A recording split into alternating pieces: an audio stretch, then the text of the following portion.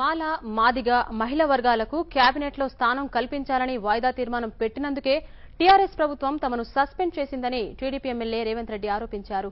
10 మంది ఎమ్మెల్యేలను కీలకమైన బడ్జెట్ సెషన్ మొత్తం సస్పెండ్ చేయడం సర్కార్ నిరంకుశత్వానికి నిదర్శనమంటున్న రేవంత్ రెడ్డితో మా ప్రతినిధి వర్మ ఫేస్ టు ఫేస్.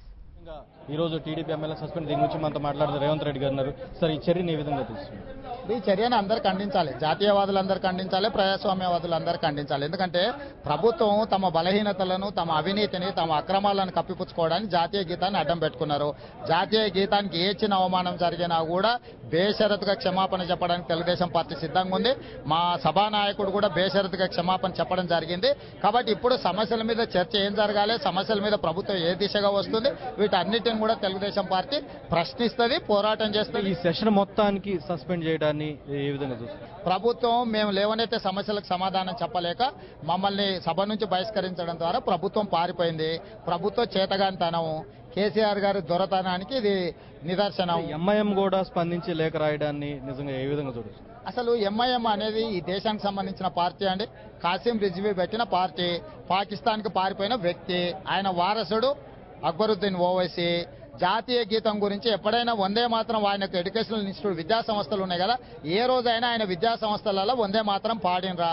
రెండవది, మొన్నటికి మొన్న ఆయన 15 నిమిషాలు భారతదేశంలో ఉన్న పోలీసులను పక్కన పెడితే ఈ దేశంలో ఉండే హిందువులందరినీ ఊచకోత కోస్తా అన్నాడు.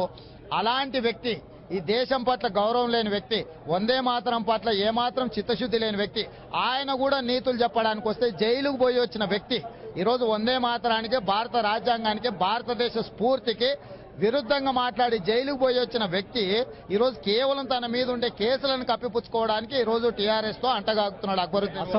అసెంబ్లీ బయట మిత్రపక్షమైన బీజేపీతో కలిసి పోరాటం చేయడానికి కానీ ప్రజల దగ్గరికి ఈ విషయం తీసుకెళ్ళడానికి మీరు ఏం చెప్పారు? డెఫినెట్ గా ఈ రోజు మాకు మాదిగ మాల మహిళలకు సంబంధించి మంత్రివర్గంలో స్థానం కల్పించలేదు.